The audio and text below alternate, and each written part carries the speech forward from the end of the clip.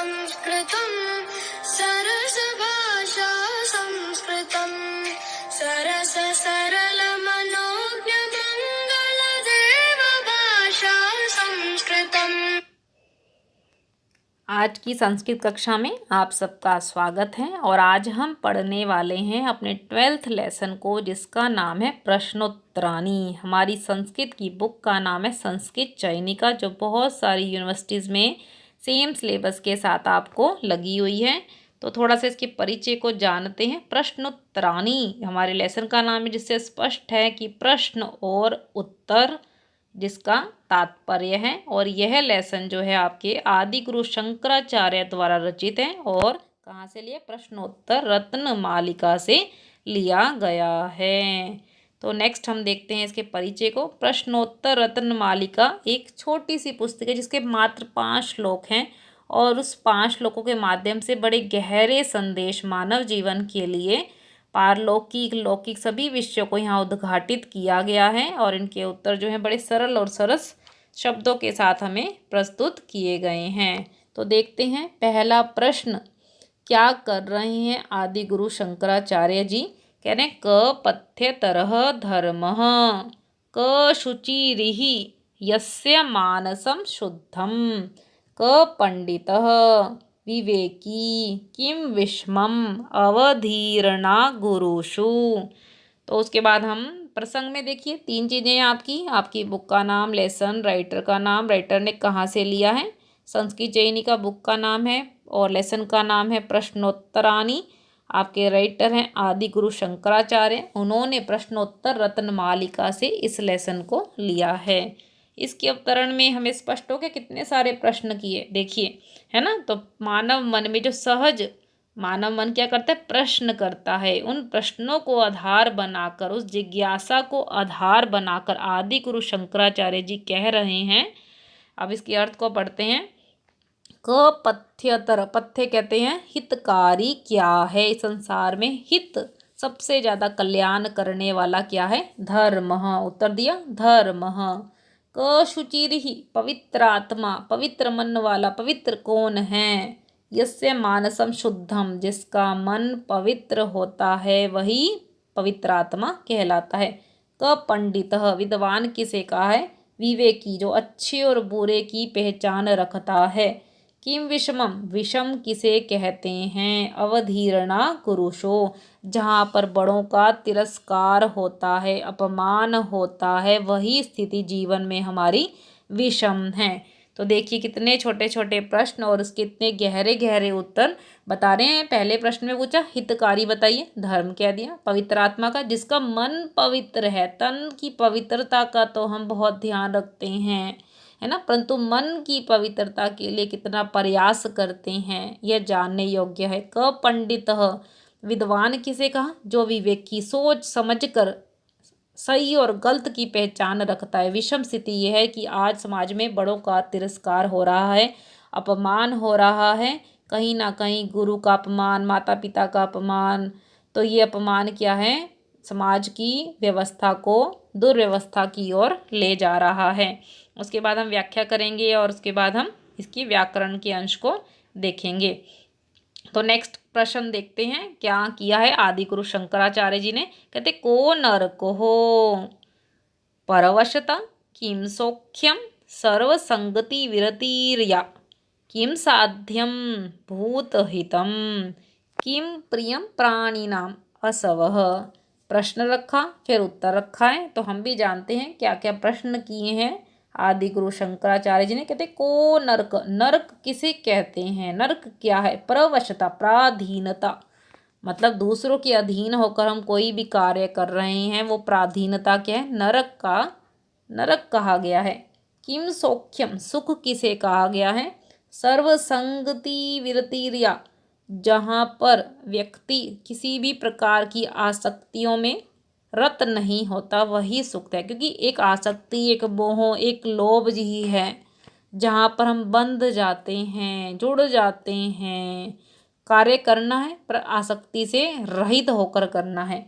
किम साध्यम, अब पूछ रहे करने योग्य कार्य क्या है? भूत हितम, प्राणियों का कल्याण करना ही करने योग्य कर्म है। किम प्रिम प्रियम प्राणी नाम, प्राणियों का प्रिय क्या है, असवह यानी प्राण, क्योंकि हम प्राण के बिना जीवित नहीं रह सकते हैं। एक व्यक्ति के जीवन में कुछ भी हो परंतु श्वास प्राण ही उसका अमूल्य धन कहा गया। अब आप देखिए, नरक प्रश्न किया तो प्राधीनता कह दिया, सुख पूछा गया तो कहते आसक्ति नहीं रखनी, सुख पूछा तो कहते प्राणियों का हित करना ही एक सुख है, प्रिय कह दिया तो कह दिया प्राण ही सबको प्रिय रहते हैं। तो इस प्रकार हमने दूसरे प्रश्न को भी जाना। अब तीसरे प्रश्न को और बढ़ते हैं।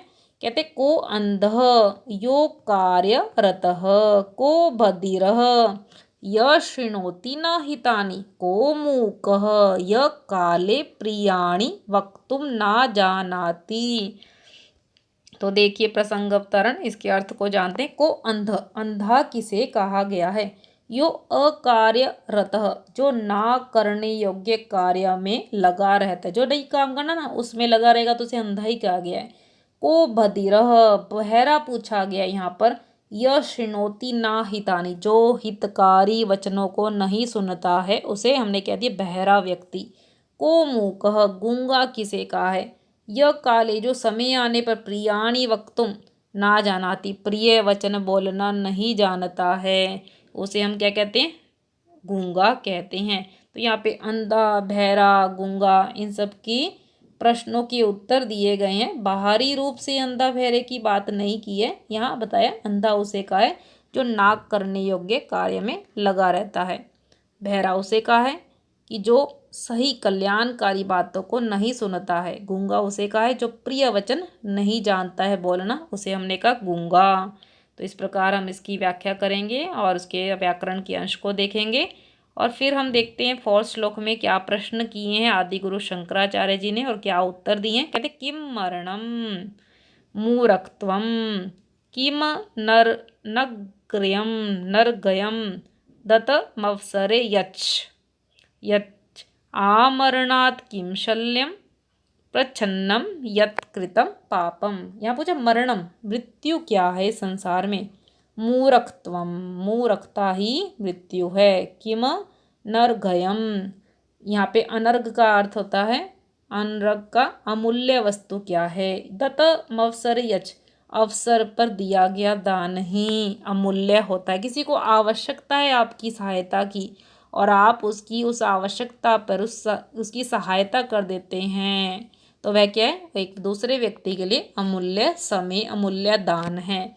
आमरणात् किम शल्यम मृत्यु पर्यंत तक क्या, किम शल्यम क्या कष्टकारी होता है, प्रच्छन्नम यत् कृतम पापम जो पाप जो है प्रच्छन्न माने चिपकर किया जाता है उसे हम क्या कहते हैं, मृत्यु पर्यंत तक हमें कष्ट पहुंचाता रहता है।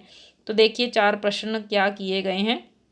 मृत्यु पूछी है, मूर्खता ही मृत्यु है क्योंकि हम अगर सही सोच नहीं पा रहे हैं, सही डिसीजन नहीं ले पा रहे हैं, समय व्यर्थ गवा रहे तो ये सब मूर्खता ही तो है। अमूल्य का है जो समय पर आपकी मदद के लिए तैयार हो जाए वही हमारे लिए अमूल्य है। और मृत्यु तक हमें क्या कष्ट पहुंचाता है, जो गलतियाँ जो पाप जो भी बुरे कर्म है जब छिपकर किए जाते हैं हमें लगता है कि हमें कोई नहीं देख रहा, जबकि परमात्मा हमें सभी नज़रों से सभी दिशाओं से देख रहा है, कोई और नहीं देख रहा। तो चलिए नेक्स्ट प्रश्न को हम जानते हैं कि क्या आदिगुरु शंकराचार्य जी पूछना चाह रहे हैं और उसके समाधान के रूप में उसके क्या उत्तर दिए हैं।